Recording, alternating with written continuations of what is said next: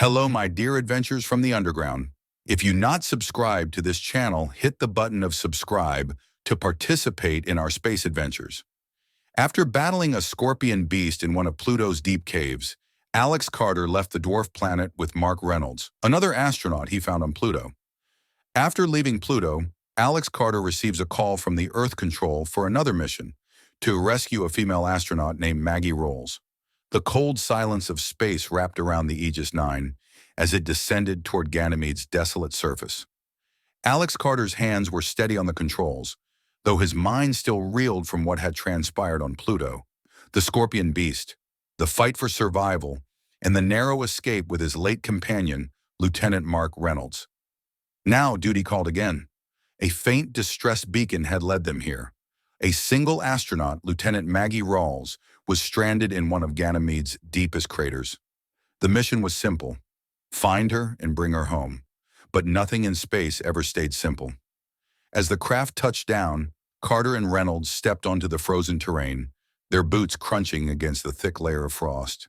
The blackened sky loomed above, Jupiter's massive form casting an eerie glow over the land. Then the ground trembled. A piercing screech split the silence, and from the shadows emerged a towering, ant-like creature. It moved with unnatural speed, its mandibles snapping hungrily. "Move!" Carter barked. They sprinted toward the crater, but the beast was faster. It lunged. Its serrated limbs grabbed Reynolds mid-stride. A scream, a struggle, then silence. Blood sprayed into the icy dust as Reynolds was torn apart and devoured. Carter had no time to mourn. The monster turned its many eyes on him, and he did the only thing he could: he jumped. The descent into darkness felt endless until his suit thrusters slowed the fall. He landed hard but intact, pain jolting through his body. Then a voice. "Who's there?" Carter turned. A lone figure in a white spacesuit emerged from the shadows. Maggie Reynolds, a brunette, her helmet visor slightly cracked, her breathing labored. "You came," she whispered. "You're not alone down here," Carter replied, glancing upward. The ant beast loomed at the crater's edge, its grotesque mandibles twitching. "We have to climb," Maggie said. Carter knelt. "Get on my back." She hesitated, but there was no time to argue. She climbed onto him, and he secured her with one arm while using his other to grip the crater wall. With careful but swift movements, he ascended, his hands clawing for any solid hold. The beast above paced, its hunger evident in the way its limbs scraped against the rock. They were close, just a few more feet.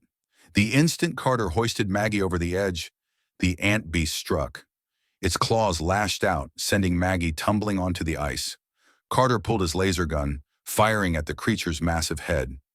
Maggie rolled onto her stomach and fired as well, their combined shots searing into its thick exoskeleton. The beast let out an ear-splitting shriek, its body convulsing before collapsing into the abyss below. Silence returned, save for their ragged breaths. Carter helped Maggie to her feet. His gaze shifted to the blood-stained ground where Reynolds had fallen.